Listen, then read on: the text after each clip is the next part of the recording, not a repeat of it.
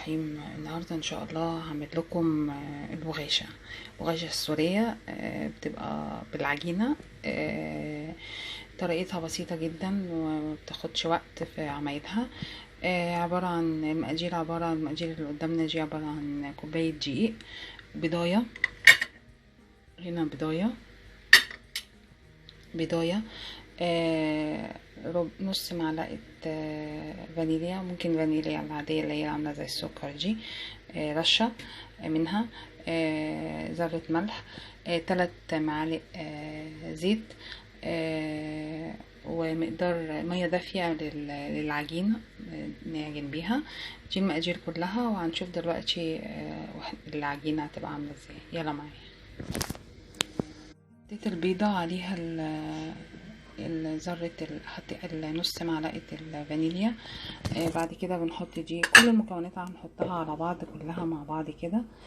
الدقيق والثلاث معالق زيت وذرة الملح، وبعد كده بقى بنعجن بالمية عادي. نحط حبة مية صغيرين ونعجن ونشوف العجينة عاملة ازاي. هنشوف دلوقتي شكل العجينة عامل ازاي. نعجنها كويس قوي، وبعد كده بقى نسيبها ترتاح حوالي نص ساعة او ساعة. كل ما ترتاح كل ما تبقى احسن لما تيجي تفرجيها وتقليها. هنشوف دلوقتي شكلها عامل ازاي. هنا هي بعد ما عجنتها كويس قوي، وبعدين بتسيبيها ترتاح حوالي نص ساعة لساعة، وبعد كده بتفرجيها وهنشوف شكلها عامل ازاي لما تيجي تتفرج. يلا معايا. انا حطيت من تحت دقيق وفردتها بالنشابة، وبقطعة البيتزا اللي هقطعها كده. اقطعها طبعا بالتساوي كده اي شكل بقى، مربعات، مستطيل، اي حاجة انتي بتحبي عايزاها وعلى ذوقك يعني. تتقطع بالشكل ده، ممكن تتقطع مربعات كده طبعا انتي بتسويها زي ما انتي عايزة. هنا ممكن تعمليها مثلث مثلا، مثلث زي كده مثلا كده، على حسب بقى انتي عايزة اشكالها ازاي. ممكن دواير بالقطاعات، الدواير على حسب ما انتي عايزة. هنعملها دلوقتي وهنشوف بعد كده هنعمل ايه يعني لما نيجي نقليها. يلا معايا. دي شكلها بعد ما قطعتها، وهاخدها دلوقتي احطها في الزيت وهنشوف بقى شكلها عامل ازاي. يلا معايا. الزيت اهي بدأت تنفش معايا بالشكل اهي. اسيبها تتحمر، وبعد كده بقى نشوف شكلها لما تيجي تتقدم. احطها طبعا في مصفى تتصفى الزيت منها خالص، وبعدين احط عليها الشربات ونشوفها بقى دلوقتي لما تتقدم هتبقى شكلها عامل ازاي. يلا معايا.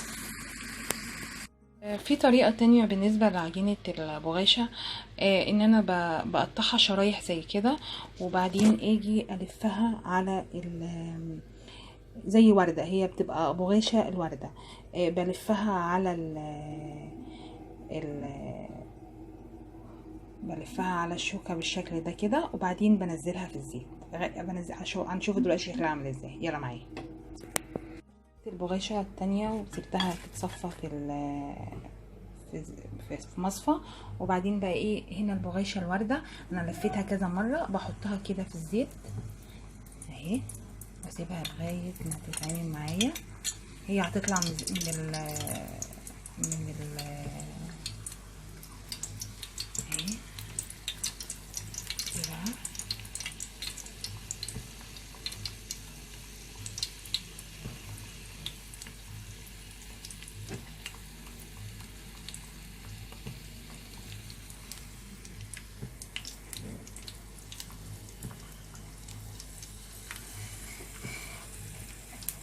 هنشوف بقى لما تتقلع وشكلها عامل ازاي.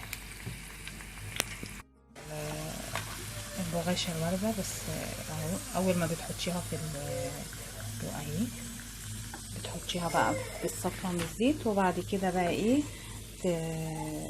وبعد كده نعملها بالشربات. يلا معايا.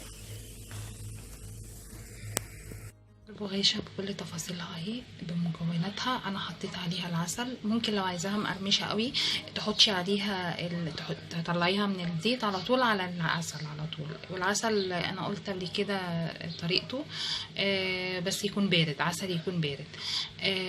دي شكلها بكل، في اللي هي الورده بتحطي طبعا عليها بعد ما تقدميها، بتحطي عليها جوز هند سوداني، مكسرات على حسب ما انت عايزه. دي مثلا المستطيله، المثلثه، الورده، السمبوسك، على حسب الشكل اللي انت بتحبيه اهو. دي شكلها اهو. يا رب اكون افدتكم والف شكر.